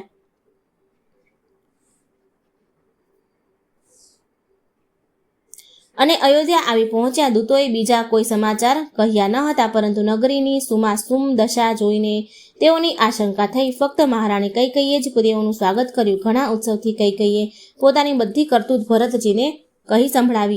ભરતજીને અત્યંત કહી સંભળાવી. પિતાજીના પરલોકવાસના સમાચાર સાંભળીને ભરતજી અત્યંત વ્યાકુળ થઈ ગયા. જ્યારે શ્રીરામના વનવાસની વાત સાંભળી ભરતે ત્યારે તો તેમના દુઃખની સીમા જ ન રહી. તેઓએ પોતાની માતાને ઘણી ધિક્કારી. શત્રુઘ્ને એ મંથરાને એક લાત મારી અને તેને ચોટલો પકડીને ઘસડવા લાગ્યો. તેઓ તેને ખૂબ મારત, પરંતુ ભરતજીએ દયા કરીને તેમને એવું કરતા રોકી દીધા. ત્યાંથી ભરતજી શત્રુઘ્ન સાથે માતા કૌશલ્યા પાસે આવ્યા. તેઓએ કૈકેયી સાથે બોલવાનું જ બંધ કરી દીધું અને પૂરા 14 વર્ષ જ્યાં સુધી શ્રીરામ અયોધ્યા પાછા ન ફર્યા ત્યાં સુધી તેઓએ કૈકેયી સાથે બોલ્યા જ નહીં. શ્રી ભરત સોગંદપૂર્વક માતા કૌશલ્યાની સામે જોર શોરથી રોતા રોતા કહેવા લાગ્યા, શ્રીરામ વનવાસમાં મારો કોઈ અપરાધ નથી. માતા કૌશલ્યાજી ભરતને પણ શ્રીરામ જેટલો જ સ્નેહ કરતા હતા. તેઓને ભરત પર જરા પણ શંકા ન હતી. તેઓએ ભરતને આશ્વાસન આપ્યું. મહર્ષિ વશિષ્ઠની આજ્ઞાથી ભરતજીએ પિતાના શરીરને અગ્નિ સંસ્કાર કર્યો અને મૃત્યુ પછી થનારા બધા જ કર્મ વિધિ પૂર્વક કરાવ્યા. મહારાજ દશરથજીના અન્ય યેષ્ઠ સંસ્કાર થઈ ગયા પછી એક દિવસ બધા લોકો એકઠા મળીને ગુરુદેવજી, વશિષ્ઠના મહામંત્રી સુમંતજી, માતા કૌશલ્યાજી તથા રાજસભાના બધા જ સભ્યોએ ભરતજીને કહ્યું, મહારાજ દશરથજીને આપને રાજ્ય આપ્યું છે. જ્યાં સુધી શ્રીરામ વનવાસમાંથી પાછા ન ફરે ત્યાં સુધી તો તમારે પ્રજાનું પાલન અવશ્ય કરવું જ જોઈએ. શ્રીરામ ભરતજીએ ખૂબ નમ્રતા સાથે સૌને પ્રાર્થના કરી આ રાજ્ય લેવાનો સ્વીકાર કર્યો. તેઓએ શ્રીરામની પાસે વનમાં જવાની તથા તેઓને મનાવીને લાવવાની ઈચ્છા પ્રગટ કરી. આ વાતથી બધાને ઘણી પ્રસન્ન થયા. શ્રીરામનો વનમાં જ રાજ્યાભિષેક કરી દેવાનો વિચાર પાક્કો થઈ ગયો. રાજ્યાભિષેકની બધી સામગ્રી સાથે લઈ જવા આવી. નગરમાં ફક્ત રક્ષણ માટે કેટલાક લોકો રહ્યા. બાકીના બધા જ ભરતજી સાથે શ્રીરામના દર્શન માટે વનમાં ચાલી નીકળ્યા. શ્રી ભરતજી સાથે ઘણા લોકો હતા. હાથી, ઘોડા, રથ પણ ઘણા હતા. જ્યારે ભરતજી શૃંગેયપુર પાસે પહોંચ્યા ત્યારે નિષાદ રાજગૃહને શંકા થઈ કે ખૂબ મોટી સેના સાથે ભરતજી શ્રીરામને વનમાં દુઃખ આપવા અથવા યુદ્ધ કરીને મારી નાખવામાં વિચારતો નહીં જતો હોય ને. પ્રથમ તો ગૃહ ભરતજી સાથે યુદ્ધ કરવાનો વિચાર કર્યો, પરંતુ પછીથી ભરતજીને મળીને તેમના વિચાર જાણી લેવા જ ઠીક રાખ્યું. ફક્ત અનુમાન કરીને ઉતાવળથી કોઈ કામ ન કરવું જોઈએ. એમ કરવાથી પાછળથી પસ્તાવું પડે છે. ભરતજીને મળતા જ નિષાદ રાજગૃહને પોતાની ભૂલ સમજાઈ ગઈ. તેઓએ ભરતનો સ્વાગત સત્કાર કર્યો. શ્રીરામ વનમાં પગપાળા ચાલે છે એવું વિચારીને ભરતજી શૃંગેયપુરની આગળ ચિત્રકૂટ સુધી પગપાળા જ ચાલ્યા. એમના કોમળ ચરણોમાં ફોલ્લા પડી ગયા, પરંતુ તેઓએ બધા જ લોકોને કહેવા છતાં પણ રથ અથવા ઘોડા પર બેસવાનું સ્વીકાર્યું નહીં. પ્રયાગ પહોંચ્યા મહર્ષિ ભરદ્વાજે પણ ભરતજીનો ખૂબ જ આદર સત્કાર કર્યો. આ રીતે ભરતજી ચિત્રકૂટ પહોંચ્યા. મહારાજ દશરથજીના સ્વર્ગવાસના સમાચાર જનકપુર પણ પહોંચી ગયા હતા. મહારાજ જનકજીને દૂત મોકલીને અયોધ્યાના સમાચાર મંગાવ્યા અને ભરતજીના ચિત્રકૂટ જવાની વાત સાંભળીને તેઓ પણ પોતાના પરિવાર, મંત્રી તથા સેવકો સાથે ચિત્રકૂટ આવ્યા. ચિત્રકૂટમાં અયોધ્યા અને મિથિલાના બધા જ લોકો પડાવ નાખીને ઘણા દિવસો સુધી રોકાયા. શ્રી રામે બધાને યથાયોગ્ય સન્માન સત્કાર કર્યા. મહર્ષિ વશિષ્ઠ, મહારાજ જનકજી તથા બધા જ લોકો ઈચ્છતા હતા કે શ્રીરામ અયોધ્યા પાછા ફરે, પરંતુ ધર્માત્મા લોકો કોઈને પણ સત્ય તથા ધર્મના નિયમ છોડવાની હઠ કરતા નથી. બધાએ શ્રીરામ પર જ નિર્ણય કરવાનો ભાર મૂક્યો. શ્રીરામે ભરતજીને સમજાવ્યું કે પિતાજીની આજ્ઞાનું પાલન બધાએ કરવું જોઈએ. છેવટે ભરતજીએ સ્વીકાર કરી લીધું કે આપ પોતપોતાનું કોઈ ચિહ્ન પ્રતિનિધિ રૂપ આપશો તો હું પાછો જઈશ. શ્રીરામે પોતાના ચરણ પાદુકાઓ આપી દીધા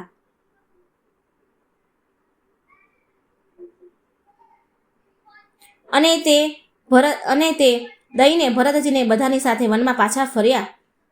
ભરતજી બધાની સાથે વનમાંથી પાછા ફરી ગયા. મહારાજ જનકજી કેટલાક દિવસો અયોધ્યા રહીને મિથિલા ચાલ્યા ગયા. ભરતજીને નંદીગ્રામમાં રાજ સિંહાસન પર શ્રીરામની ચરણ પાદુકા પધરાવી દીધી. રાજ પરિવાર તથા નગરના રક્ષણોના ભાર શત્રુઘ્નને સોંપી દીધા. જમીનમાં ખાડો ખોદીને તેમાં દર્ભ બિછાવીને તેઓ તે કુશ પર જ રાત્રિનો સમય થોડો વિશ્રામ કરતા હતા. શ્રીરામની ચરણ પાદુકાનું પૂજન કરતા અને રામ નામનો જપ કરતા તેઓ તપસ્યા કરવા લાગ્યા. ગાયને ખવડાયેલા જવના દાણા જ્યારે ગોબરમાંથી નીકળતા ત્યારે તેને ગૌમૂત્રમાં ઉકાળવામાં આવતા. આ રીતે ઉકાળેલા જવનું જ ભરતજી ભોજન કરતા હતા.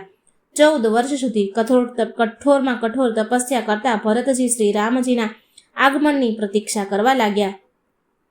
સીતા હરણ. ભગવાન શ્રીરામે વિચાર્યું કે ચિત્રકૂટમાં રહેવાથી અહીંયા અયોધ્યાના લોકો વારંવાર આવતા જ રહેશે. તેથી મહર્ષિ અત્રિના આશ્રમમાં ગયા અને તેઓની આજ્ઞા મેળવીને વનમાર્ગ દક્ષિણની તરફ ચાલી નીકળ્યા. તેઓએ રસ્તામાં વિરાધ નામના અસુરને માર્યો. સરભંગ તથા સુતીક્ષીણ મુનિના આશ્રમમાં થઈને તેઓ દંડકારણ્યમાં ઋષિ શ્રેષ્ઠ અગસ્ત્યજીના આશ્રમમાં આવી પહોંચ્યા. અગસ્ત્યજીની સંમતિથી શ્રીરામે પંચવટીમાં ઘાસની ઝૂંપડીમાં લક્ષ્મણ તથા સીતાજી સાથે નિવાસ કર્યો. એક દિવસ રાવણની બહેન શૂર્ણપંખા વનમાં ફરતી હતી. શ્રીરામના આશ્રમ સાથે પહોંચી ગઈ. તેણે માયાથી ઘણું સુંદર રૂપ ધારણ કર્યું અને શ્રીરામ પાસે પહોંચી તેઓની સાથે લગ્ન કરવાની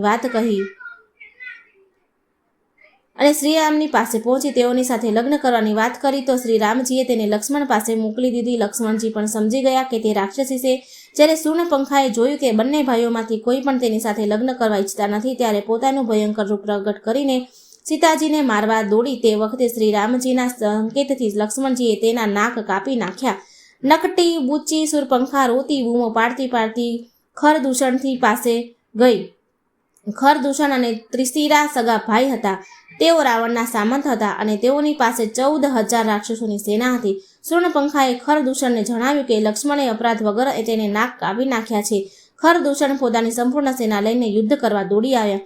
રાક્ષસોની ઘણી મોટી સેના જોઈને સીતાજીને શ્રીરામે એક ગુફા મોકલી દીધી. સીતાજીને ગુફામાં મોકલી દીધા અને લક્ષ્મણજીને તેમની રક્ષા માટે મૂક્યા તથા સ્વયં રાક્ષસો સાથે યુદ્ધ કરવા તૈયાર થઈ ગયા. ભયંકર યુદ્ધ થયું. થોડી જ વારમાં શ્રીરામે ખરદૂષણ, ત્રિશિરા તથા તેમની સંપૂર્ણ સેનાનો સંહાર કર્યો.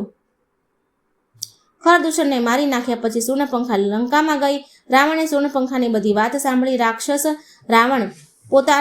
રાવણ મોટો વિદ્વાન હતો. તે સમજી ગયો કે ખરદૂષણ જેવા બળવાન રાક્ષસોને કોઈ સાધારણ મનુષ્ય મારી શકે નહીં. જરૂર ભગવાને જ અવતાર લીધો છે. ભગવાનના હાથે મરવાથી પણ મોક્ષ મળે છે. એમ વિચારીને રાવણે શ્રીરામ સાથે શત્રુતા કરવાનો નિર્ણય કર્યો. મહર્ષિ વિશ્વામિત્ર યજ્ઞ રક્ષણ વખતે શ્રીરામે અણી વગરનું બાણ મારીને મારીચ રાક્ષસને સમુદ્ર કિનારે ફેંકી દીધો હતો. આ મારીચ ઘણો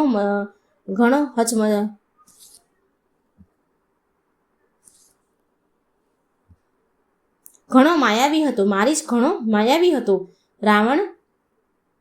રાવણ મારીચ પાસે ગયો અને તેણે મારીચને સીતાજીને ચોરી લાવવાના કામમાં મદદ કરવાનું કહ્યું. પ્રથમ તો મારીચે રાવણને સમજાવવાનો પ્રયત્ન કર્યો, પરંતુ જ્યારે રાવણે મારી નાખવાની ધમકી આપી ત્યારે મારીચે મદદ કરવાનું સ્વીકારી લીધું. ભગવાન શ્રી રામ સર્વજ્ઞ છે. તેઓએ રાક્ષસોનો સંહાર કરવા માટે જ અવતાર ધારણ કર્યા હતા. તેઓ જાણતા હતા કે રાવણ સીતાજીને ચોરવા આવશે, એટલા માટે તેઓએ સીતાજીને અગ્નિદેવને સોંપી દીધા હતા અને એક માયાવી સીતા બનાવીને પોતાની પાસે રાખી. હવે આગળની બધી વાત વાતો માયાની બનેલી સીતાજીની છે.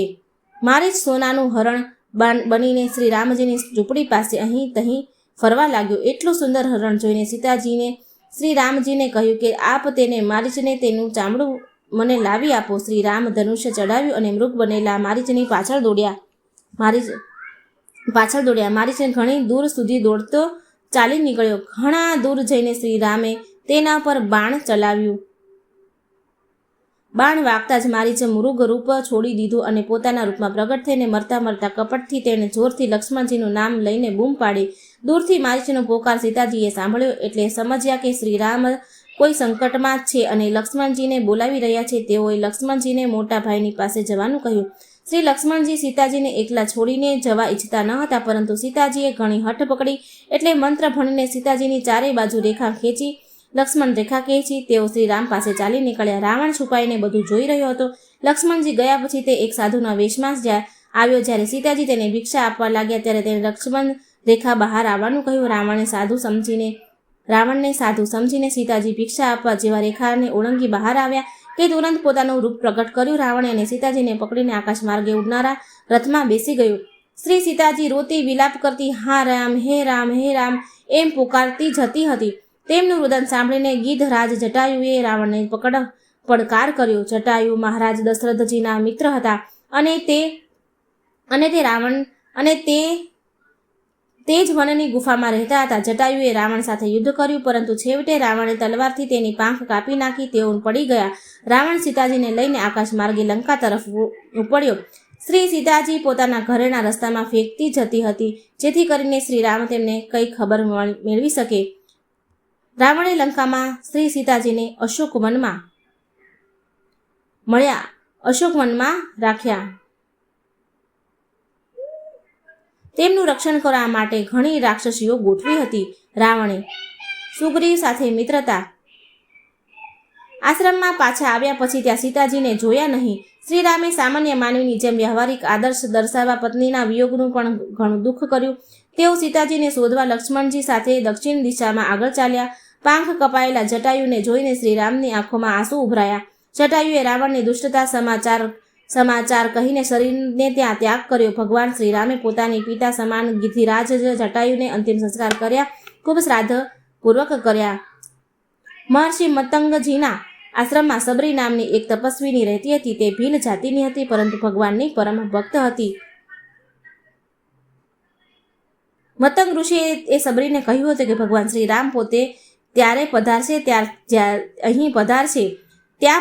ત્યારથી તે દરરોજ રસ્તામાં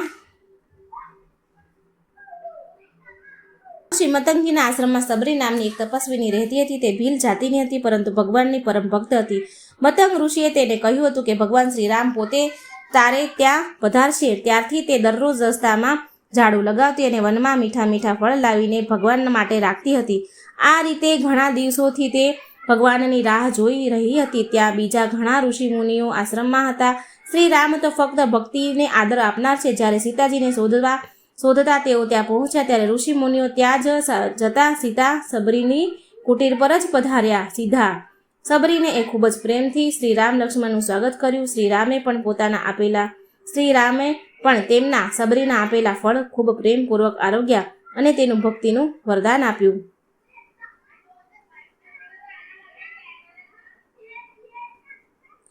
કિષ્કિંધાપુરીમાં વાલી વાનરોનો રાજા હતો. સુગ્રીવ તેના નાના ભાઈ હતા. પ્રથમ તો બંને ભાઈઓમાં ઘણો પ્રેમ હતો.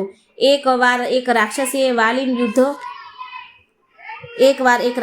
વાલીને યુદ્ધ કરવા માટે પડકાર્યો. જ્યારે વાલી તેના સાથે લડવા દોડ્યો ત્યારે તે ભાગીને એક ગુફામાં છુપાઈ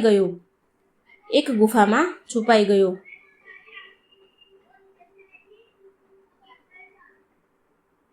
વાલીએ સુગ્રીવને 15 દિવસ બેસીને રાહ જોવાનું કહ્યું અને પોતાની ગુફા રાક્ષસને મારવા ગુફામાં ઘૂસી ગયો. સુગ્રીવ ત્યાં 1 મહિના સુધી બેસી રહ્યા. ત્યાર પછી સુગ્રીવે જોયું કે ગુફામાંથી લોહીની ધારા નીકળી રહી છે. તેઓ સમજ્યા કે રાક્ષસે તેમના ભાઈને મારી નાખ્યા છે. ભયના માર્યા ગુફાના દ્વાર પર મોટી પથ્થરની શિલા મૂકીને તેઓ નગરમાં ભાગી ગયા. નગરના મંત્રીઓએ વાલીને મરી ગયેલા સમજીને તેમને રાજા બનાવી દીધા. ગુફામાંથી નીકળેલું લોહી રાક્ષસનું હતું. વાલી રાક્ષસને મારીને નગરમાં આવ્યો. સુગ્રીવને રાજા બનેલો જોઈને સમજ્યો કે રાજ્યના લોભથી મને ગુફામાં પૂરીને મારવા માટે ગુફામાં પથ્થરશિલા મૂકી આવ્યો છે. સાચી વાતની ખબર મેળવ્યા વગર ક્રોધ કરીને સુગ્રીવને મારવા માંડ્યો. તેણે તેની બધી સંપત્તિ અને સ્ત્રી પડાવી લીધી.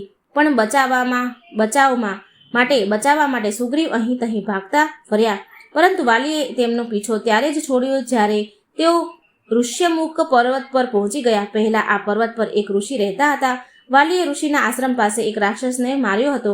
રાક્ષસના લોહીના છાંટા શરીર પર પડ્યા. તેથી ઋષિએ શ્રાપ આપ્યો કે વાલી આ પર્વત પર આવશે તો મરી જશે. એટલા માટે બાલિકે પર્વત પર જતો નહીં. સુગ્રીવના વિશ્વાસપાત્ર મંત્રી શ્રી હનુમાનજી તથા બીજા કેટલાક લોકો પણ સુગ્રીવની સાથે ત્યાં રહેતા હતા. સબરીજીના આશ્રમમાંથી આગળ ચાલીને ભગવાન શ્રી રામ લક્ષ્મણ પંપા સરોવર પાસે જઈને જ્યારે ઋષ્ણક પર્વત નજીક પહોંચ્યા ત્યારે દૂરથી તેઓને જોઈને સુગ્રીવને શંકા થઈ કે ક્યાંક વાલીએ મને મારવા તો એમને નહીં મોકલ્યો હોય ને. સુગ્રીવે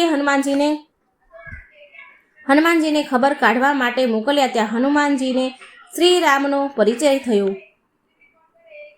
હનુમાનજી શ્રી રામ લક્ષ્મણને પર્વત પર લઈ ગયા અને શ્રી રામે અગ્નિની સાક્ષીએ સુગ્રીવ સાથે મિત્રતા કરી.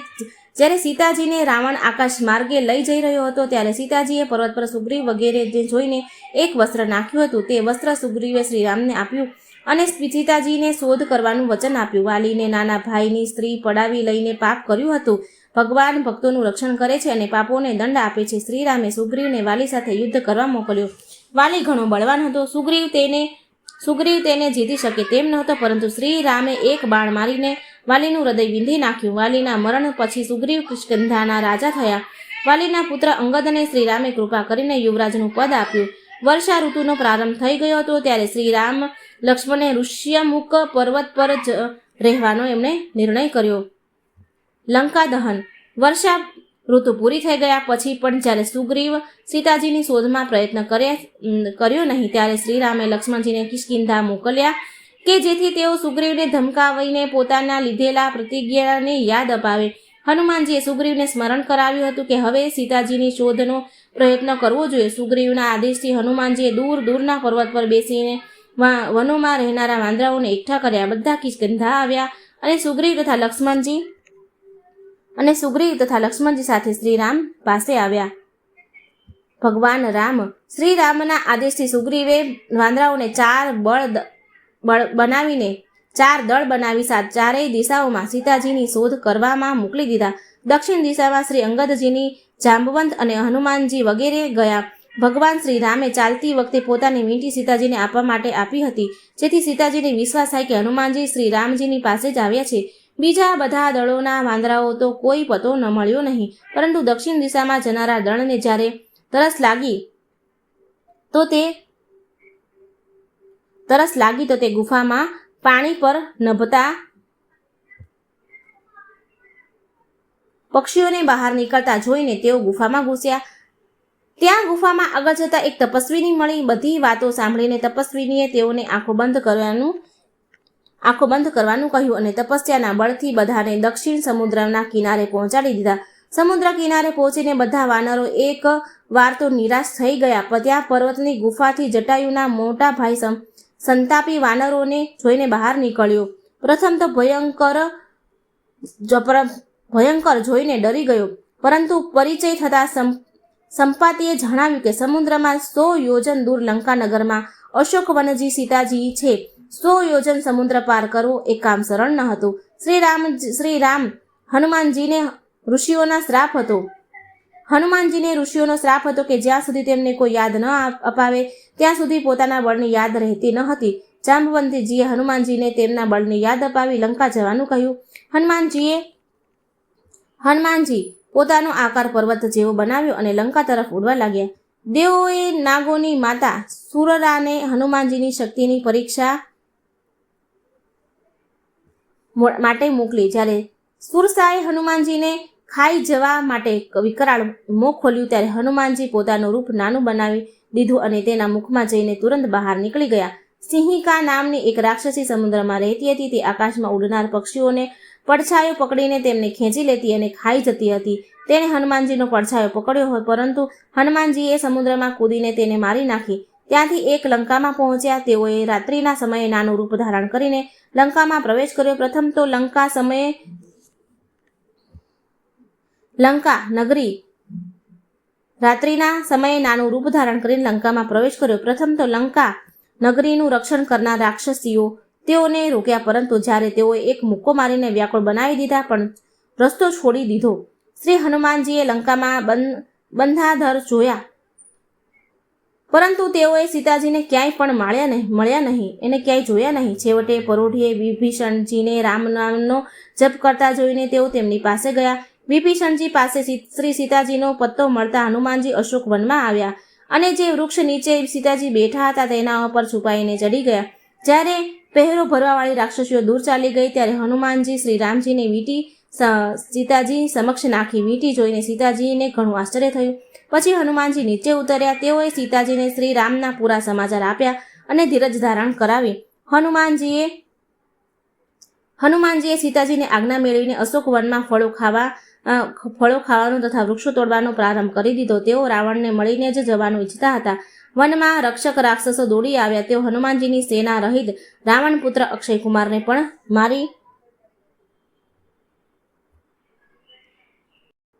મારી નાખ્યો. છેવટે રાવણનો મોટો પુત્ર મેઘનાદે બ્રહ્માસ્ત્ર દ્વારા હનુમાનજીને મૂર્છિત કરીને બાંધ્યા અને રાવણની રાજસભા લઈ ગયા. શ્રી હનુમાનજીએ રાવણને ઘણો સમજાવ્યો કે સીતાજીને પરત સોંપી દે. શ્રીરામજીની ક્ષમા માંગવામાં જ તેનું કલ્યાણ છે. પરંતુ રાવણ એવી શિખામણ ક્યાં માનવા વાળો હતો. પ્રથમ તો તેણે હનુમાનજીને મારી નાખવાની આજ્ઞા આપી, પરંતુ વિભીષણજીએ સમજાવ્યું કે દૂતને મારવો જોઈએ નહીં. રાવણની આજ્ઞાથી રાક્ષસોએ હનુમાનજીની પૂંછડીએ કપડાં લપેટી ઘીમાં ડબોળી તેમાં આંખ ચાંપી દીધી. હનુમાનજીએ પોતાનું રૂપ વિરાટ બનાવી દીધું. પોતાની બળતી પૂંછડી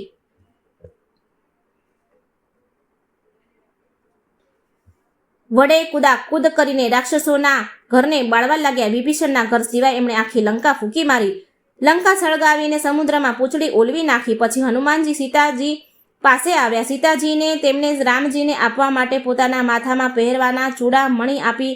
ત્યાંથી કૂદીને હનુમાનજી સમુદ્ર પર આવ્યા અને અંગદ, જાંબવંત વગેરેની સાથે ભગવાન શ્રી રામ પાસે પહોંચીને સીતાજીને આપેલી ચૂડામણી આપીને બધા સમાચાર સાંભળ્યા.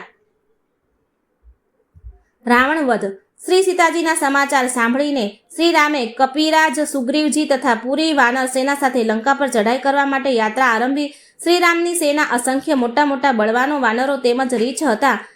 હનુમાનજી અંગદ, જાંબવંત, નીલ, નલ, દ્રિવિદ, મયંગ, ગવાઈ, ગવાક્ષ વગેરે મુખ્ય વીર સેનાઓ નાયકો પણ એટલા બધા હતા કે તેઓની ગણતરી થઈ શકે તેમ હતી નહીં. આ મોટી સેના સાથે શ્રી રામ લક્ષ્મણ સમુદ્ર કિનારે પહોંચી ગયા. ત્યાં લંકામાં વિભીષણે રાવણને સમજાવ્યું કે સીતાજીને શ્રી રામને સોંપી દેવા જોઈએ એવું સમજાવ્યું.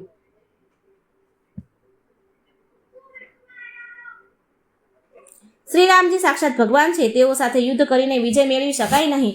રાવણે વિભીષણની વાત પર બગડીને તેમને ભરી સભામાં લાત મારી અને લંકામાં નીકળી જવાનું કહ્યું. વિભીષણ ત્યાંથી શ્રી રામ પાસે આવ્યો. સુગ્રીવજીએ તો એવી શંકા કરી કે વિભીષણ રાવણના સગા ભાઈ છે અને પાછળ કઈ ગડબડ કરી શકે છે. એમને બધાને કેદ કરી લેવાની વાત કહી, પરંતુ શ્રી રામ તો શરણગાત વત્સલ છે. તેઓએ વિભીષણને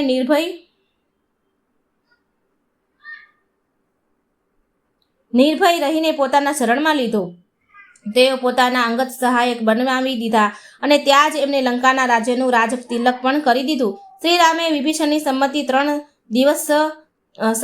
3 દિવસ ઉપવાસ કરીને સમુદ્ર પાસે પ્રાર્થના કરી કે તેઓને સેના માટે રસ્તો કરી દે. જ્યારે પ્રાર્થના કોઈ લાભ ન થયો ત્યારે શ્રીરામે ધનુષ પર દિવ્ય બાણ ચડાવ્યું. તે બાણ ચડાવતા જ બાણાના તેજથી સમુદ્ર જળ ઉછળવા લાગ્યું. છેવટે સમુદ્રદેવ ડરીને મનુષ્યના રૂપમાં પ્રગટ થયા. તેઓએ ક્ષમા માંગી અને સેના પાર કરવાનો ઉપાય બતાવ્યો. શ્રીરામની સેનામાં નલ અને નીલ ઘણા ચતુર શિલ્પી હતા. તેઓ બાળપણમાંથી જ ઋષિઓને શ્રાપ હતો તેઓને કે તેઓના ફેંકેલા પથ્થર પાણીમાં ડૂબશે નહીં. વાનર અને રીછ મોટા મોટા પર્વતોના ટુકડા લાવીને આપવા લાગ્યા. નલ અને નીલ પર્વત પર રા અને મ લખીને રામ નામ લખીને પાણીમાં પર જોડવા લાગ્યા. રામ નામના પ્રતાપથી સમુદ્ર પર પથ્થરનો મોટો પુલ બની ગયો. ભગવાન રામે ત્યાં રામેશ્વર નામના ભગવાન શંકરજીની સ્થાપના કરી. શંકરજીની પૂજા કરી પછી બધી સેના સાથે પુલ દ્વારા સમુદ્ર પાર કરી તેઓ લંકા પહોંચી ગયા. લંકા પહોંચી પ્રથમ તો શ્રીરામે રાવણને સમજાવવા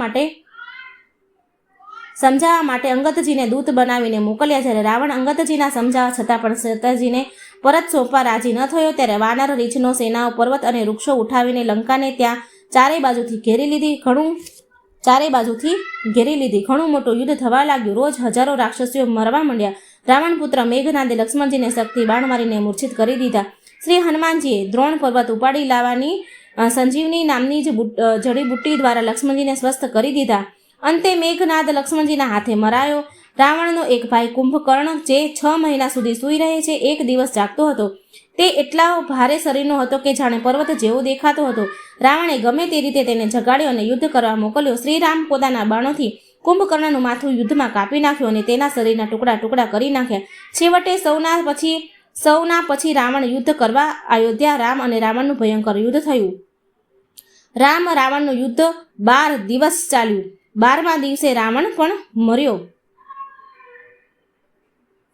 મૃત્યુ પછી શત્રુ પ્રત્યે સત્ય પુરુષ દયાનો જો વર્તાવ કરે છે. શ્રી રામે વિભીષણને આજ્ઞા કરી કે જાતે જઈને રાવણની અંતિમ સંસ્કાર કરો.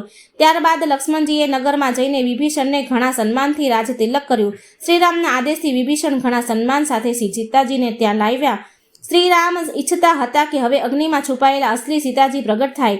એટલા માટે તેઓએ કહ્યું કે રાવણને ત્યાં આટલા દિવસ રહેલી સીતાનો હું સ્વીકાર કરીશ નહીં. શ્રીરામની આ વાતથી બધાને ઘણું દુઃખ થયું. સીતાજીના કહેવાથી લક્ષ્મણજીએ ચિતા બનાવીને અગ્નિ પ્રગટાવી. સીતાજીએ બળતી આગમાં પ્રવેશ કર્યો. તે જ સમયે સાક્ષાત અગ્નિદેવ પ્રગટ થયા. તેઓ શ્રીરામને સાચી વાત સીતાજીને અર્પણ કરતા કહ્યું કે શ્રી સીતાજીની બધી રીતે પવિત્ર છે. સીતાજી અગ્નિ પરીક્ષા થઈ ગયા પછી શ્રીરામે સીતાજીનો સ્વીકાર કર્યો. વનવાસ 14 વર્ષ પૂરા થવા આવ્યા હતા. શ્રીરામ જાણતા કે જો સમય પૂરો થતાં જ તેઓ અયોધ્યા પહોંચે નહીં તો ભરતજી પોતાના પ્રાણનો ત્યાગ કરી દેશે. તેથી જ શ્રી રામની આજ્ઞાથી વિભીષણે વિમાન લઈને આવ્યા. આ વિમાન કુબેરનું હતું અને કુબેર પાસેથી રાવણ પડાવી લાવ્યો હતો. આ વિમાનમાં ઈચ્છા અનુસાર ચાલતું હતું અને એટલું બધું મોટું હતું કે લાખો લોકો બેસી શકતા હતા. સુગ્રીવ, અંગદ, હનુમાન, જામવંત, વિભીષણ વગેરે સેનાઓ મુખ્ય લોકો સાથે શ્રી રામ સીતાજીના લક્ષ્મણજી સાથે તે પુષ્પક વિમાનમાં બેઠા. વાનરી સેનાએ તેઓને ઘણા પ્રેમથી પોતપોતાના સ્થાન પર જવા માટે વિદાય કરી. તે વિમાન લંકાથી અયોધ્યા તરફ ચાલી નીકળ્યું. શ્રી ભરત અયોધ્યામાં એક દિવસ ગણી રહ્યા હતા. તેઓએ દૂર દૂર સુધી સમાચાર આપવા માટે દૂતો નિયુક્ત કર્યા હતા. જ્યારે ફક્ત એક જ દિવસ શ્રીરામના આવવાનો બાકી રહ્યો હતો, શ્રીરામના વનવાસમાં 14 વર્ષ પૂરા થવામાં રહી ગયો હતો એક દિવસ, ત્યારે ભરતજીને ઘણી વ્યાકુળતા થઈ ગઈ. પરંતુ શ્રીરામે હનુમાનજીને અગાઉ મોકલી દીધા હતા. હનુમાનજીએ ભરતજીને શ્રીરામના આગમન સમાચાર આપ્યા. સંપૂર્ણ અયોધ્યામાં જાણે આનંદનો સમુદ્ર લહેરાવા લાગ્યો. ચિત્રકૂટમાં પ્રાપ્ત થયેલી શ્રીરામના તે પાદુકાઓ માથા પર લઈને ભરતજી પોતાના મોટા ભાઈનું સ્વાગત કરવા બ્રાહ્મણો, મંત્રીઓ તથા નગરવાસીઓ સાથે આગળ ચાલ્યા. ભગવાન શ્રીરામની ઈચ્છા અનુસાર પુષ્પક વિમાન નીચે ઉતર્યું. આટલા લાંબા સમય પછી અયોધ્યાના લોકો શ્રી રામ સીતાજીના લક્ષ્મણ સાથે જોઈને આનંદમાં ડૂબી ગયા. શુભ મુહૂર્તમાં શ્રી રામ રાજ સિંહાસન પર બિરાજમાન થયા. શ્રી રામના રાજ્યમાં પ્રજાની કોઈ પણ વ્યક્તિ કે ને કોઈ પણ દુઃખ થતું નહીં. કોઈ પણ પ્રકારનું પાપ કરતું ન હતું. કોઈ પણ પ્રજાને દુઃખ હતું જ નહીં. લડાઈ ઝઘડો તો થતો જ ન હતો. કોઈના મનમાં પણ કોઈ ખરાબ વિચાર આવતા ન હતા. બધા લોકો સંયમી, ત્યાગી, પરોપકારી, દયાળુ અને ધર્માત્મા હતા. બધાના ઘર ધન ધાન્યથી ભરપૂર હતા. કોઈને કોઈ રોગ થતો હતો કે ન ચિંતા ન હતી. રામ રાજ્ય એટલું ઉત્તમ હતું કે આપણે પણ બધા જ લોકો તેને યાદ કરીએ છીએ. કોઈને કોઈ રોગ નહીં, કોઈ ચિંતા નહીં. ભગવાન શ્રી રામે લગભગ 11,000 વર્ષ રાજ્ય કર્યું. અંતે તે સમય આવ્યો જ્યારે તેઓને પોતાના અવતાર રૂપને છુપાવીને પોતાના દિવ્ય ધામ સાકેત જવાનું હતું. સારા ખોટા માણસો બધા હોય છે. અયોધ્યા કોઈ ધોબીની સ્ત્રી કોઈ કામ માટે રાત્રે પોતાના સંબંધીના ઘેર જતી હતી. ઘરે જઈ રહી હતી. બીજા દિવસે ધોબી પોતાની સ્ત્રીને ક્રોધમાં ધમકાવી રહ્યો હતો કે શ્રીરામ જેવી રીતે બ્રાહ્મણના ત્યાં રહેલી સીતાને પોતાને ઘેર રાખી તેવી રીતે હું તને મારા ઘરમાં રાખીશ નહીં. તું મારા ઘરમાંથી નીકળી જા. ધોબીએ એની પત્નીને આવા વચન કીધા. આ વાત ગુપ્તચરોએ ભગવાનને કહી. શ્રી સીતાજી નિર્દોષ હતા, પરંતુ રાજાનો ધર્મ પ્રજાને ધર્મ પર સ્થિર રાખવાનો હતો. રાજા ધર્મ પ્રજાને સ્થિર રાખવાનું કામ કરતા હતા. ક્યાંક લોકો સદાચાર છોડવા ન માંડે એમ વિચારીને શ્રી રામ લક્ષ્મણજીને કહે છે કે તમે સીતાજીને વનમાં મૂકી આવો. ઈચ્છા ન હોવા છતાં પણ મોટા ભાઈની આજ્ઞાથી લક્ષ્મણજીએ સીતાજીને રથમાં બેસાડીને વનમાં મૂકી આવ્યા.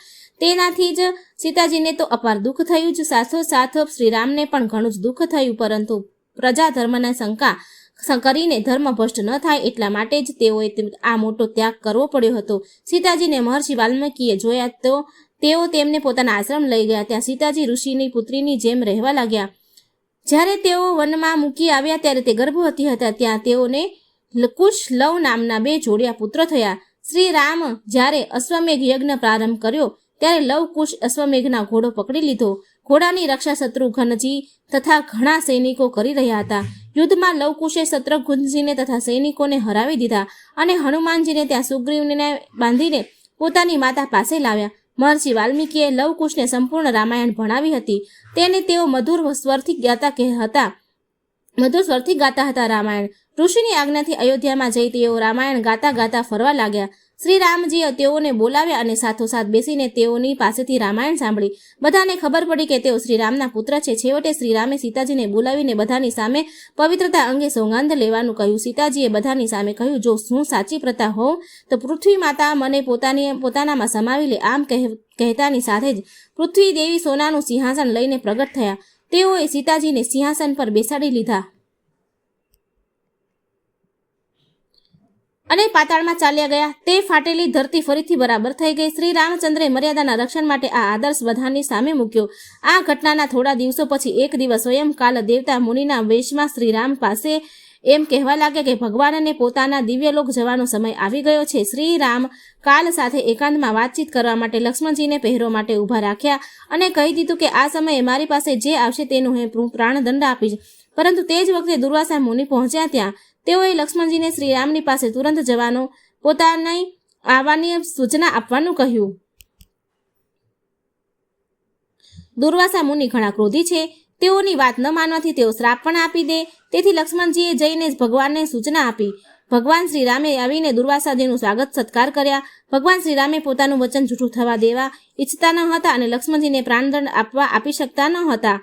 પોતાના સ્વજન સંબંધીઓનો ત્યાગ કરી તેઓ પણ એક પ્રકારનો પ્રાણદંડ જ છે. મોટા ધર્મ સંકટમાં આવીને શ્રીરામે લક્ષ્મણજીને કહેવું પડ્યું કે મેં તારો ત્યાગ કર્યો છે.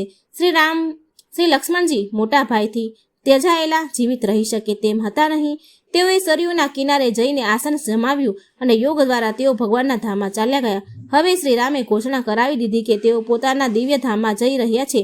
જે કાંઈ પણ તે દિવસે સરયુમાં સ્નાન કરશે તે ભગવાન સાથે તેમના ધામમાં જશે. અયોધ્યાના બધા સ્ત્રી પુરુષો, પશુ પક્ષીઓ, કીડી મકોડાઓ સરયુમાં સ્નાન કર્યું. સ્નાન કરતાં જ બધાના શરીર દિવ્ય થઈ ગયા અને તેઓ ભગવાનના ધામમાં આવેલા વિમાનમાં બેસીને ભગવાન શ્રીરામની સાથે જ તેઓના દિવ્ય ધામમાં સાકેત પહોંચી ગયા. મિત્રો, આ હતી સંપૂર્ણ રામાયણ. આ સંક્ષિપ્તમાં રામાયણ મેં કહેલી છે, પૂરી રામાયણ કહેલી છે.